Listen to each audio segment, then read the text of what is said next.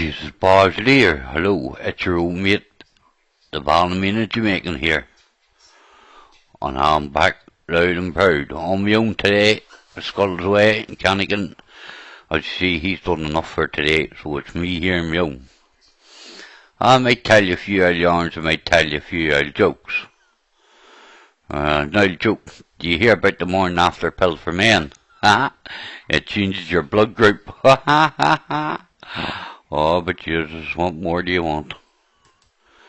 I'll tell you another one. There's this guy driving along in the car with a blonde haired girl, and he told her to stick her head out the window to see if the blinkers were working.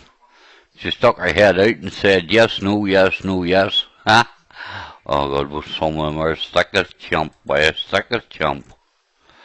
You know? Here's another one for you. Why are hurricanes named after women? Because they come. That's a good one. Because when they come, they're wet and wild. And when they go, they take your house and car with them. Ever so bloody true, you know. Ever so true. Oh, jeez, I don't know. We just like doing funny things.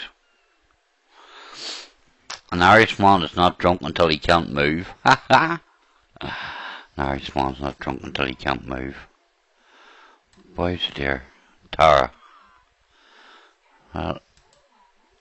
This is me today. I've just been about the house. I haven't done much. It's been raining and wet out there. And old Skull's just come through the door. But he's not getting on here. Oh jeez, here he comes. And let him say hello. Here he is. I was just passing by the studio here and I thought I'd call in and say hello. I see our Cannigan's about there outside. He's knocking about talking to people. But I'm not staying, so Ballymena, it's back over to you because I'm away here. I have things to do. Right folks, just saying hello. Shout out to all my friends out there in Pal Talk and Skype and wherever else. You know who you are. Right, catch you later. Bye. Just boy, he didn't stay long.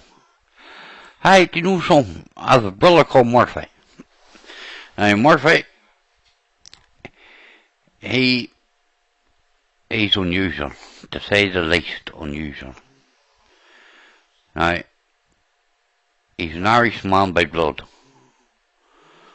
but he was born in Africa. So he's called the African Ballymena man. And I'm a Ballymena Jamaican man. But I Murphy went on holiday there the other month and he went up to Canada. And he was speaking to a boy and he says, the boy said, you know, before we go into the wilds, he warned him. He says, remember that the deadliest creature out there is a grizzly bear. And he says, nothing in the world can outrun a hungry grizzly. And Murphy said, I'll remember that, don't you worry. So off the two of them went on their hiking holiday, and they're walking out into, I don't know, it must have been up near the river or something, but there was a lot of birds about. And they heard this almighty roar. And the chopper says to Murphy, says, say your prayers. That's a hungry grizzly. Murphy says, I hear it. And the chopper looked at him when Murphy was putting on a pair of running shoes, or guddies. And he says to Murphy, forget the shoes, run. He says, you can't outrun the grizzly anyway. He says, no, but I can outrun you. He was some crack, hey. That brother of mine is some mucker. He is indeed. Oh, Jesus. Today's been one of them long days. I see Cannigan was out this morning away to the shop and back. It is Monday, by the way. Jeez, it's Monday the 16th of the 5th, 2011. That's 1927. After 7:27 PM for all you people across the Great Chuck. Now, here's another one for you. One carryman met another carryman carrying a bag on his back. What's in the bag? Asked the first carryman. I wouldn't tell you, said the second. Go on, do. All right, it's ducks. If I guess how many ducks you have in the bag, will you give me one of them? Look, said the second carryman, if you guess the correct number, I give you both of them. Ha ha, 5, said the first carryman. Ha ha ha.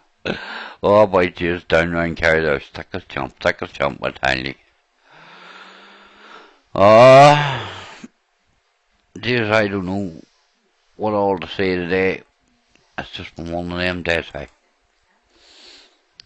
You know, you do get them. You get annoyed at a lot of things. I get annoyed at a lot of things on here when they don't work right.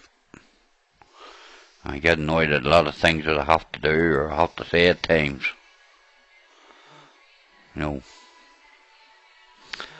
So, I just tell the odd yarn, tell the odd joke. I get out there with Ballymena and the people in the town, they go to me, Ballymena, Jamaican, they say, you were born here, but yet you're called a Ballymena. I go, aye, but look at the colour of me. I've got that Jamaican colour about me.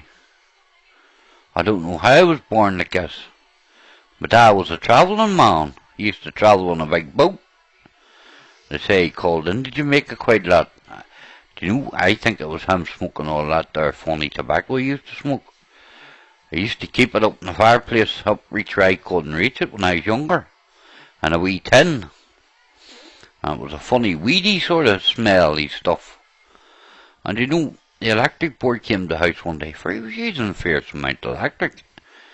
It's not like my father to waste anything. But I think he was growing some of that funny stuff in the shed out the back, for he'd never let me in there, and at night time it was lit up like it was a frickin' circus. Jeez, I don't know. But anyway, there's a wee Mick Flaherty, and he'd sucked more Guinness than enough. And he stumbled out of Quinn's bar one night, and in the Sunday afternoon air. Aye, and as he looked around him to adjust the light, an ambulance went by at great speed. Blue lights flashing, siren blaring. It roared up a street, with Mick in full flight running after it. 100 yards, 200, 300, almost a quarter of a mile he took it, until suddenly his lungs and legs gave out, and he fell in the gutter. Oh, poor Mick.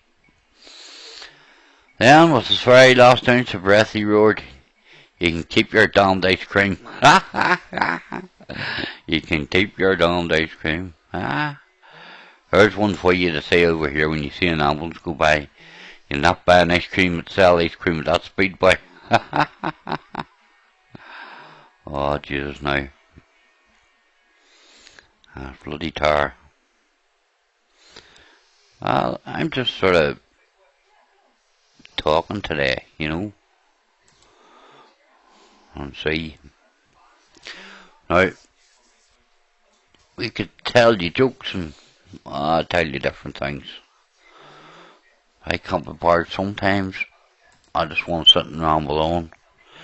But I must give a wee shout out to my usual friends there. One Bump Mike 1, Fat Cat Jeremy, the Oracle. Jesus, who else is there? Oh, that big mad Chrissy girl. Sonia and Big Dog, Wee Dog, Mad Dog. Somebody's frickin' dog. Oh, Jesus, I don't know why. Oh, Jesus. She's getting tight now, she's getting tight. But anyway, I'll have to go to church one of these days to confession. And here's an old yarn for you.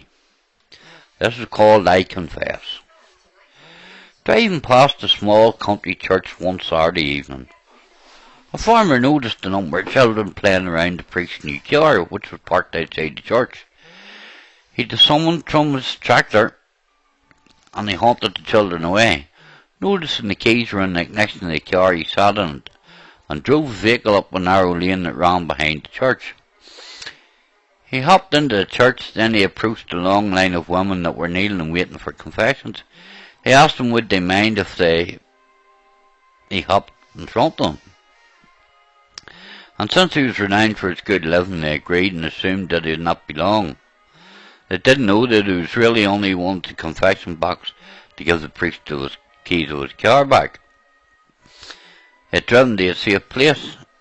Imagine the good lady's surprise when they heard the following conversation come from the box. "Well, what did you think of her?" The farmer. "A bit stiff at first, father, but she was easy to handle when I got used to her." The priest. "I hope you took precautions." The farmer. "Oh, there's never any danger by. You keep them around 50. I'm a slow mover anyhow." Priest. "You weren't so slow the first night when the two of us tried her out. By the way, how would you get on with the tar spots off her?" This was unheard outside. "Oh, a little drop of spirit softens them up. Aye, the two of us must have an hour go soon when the weather gets warm." Father. "Good idea, father. She's easy to take off when she's hot. By the way, the oars will be fed up waiting for us to move on." And then the priest says, "I believe her big end is made of stainless steel, and whatever sort of paint is on her is rust-proof." Farmer. "I notice she's well painted all right. She must be nearly half an inch thick on her." Then the priest says, "Aye, and they tell me her undercarriage is sealed. By the way, is it nearly time you got out on your own?" Farmer.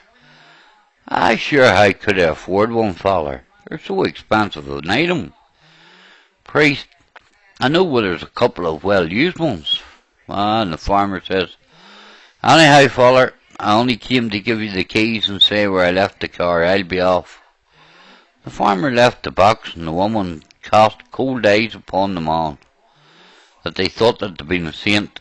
They almost cast the statue of St. Joseph at him. When the priest poked his head out through the door confession box and shouted up the aisle after the farmer.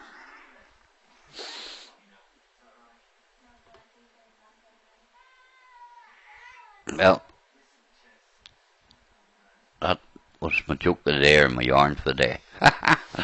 Oh, just, I can't tell him, can I?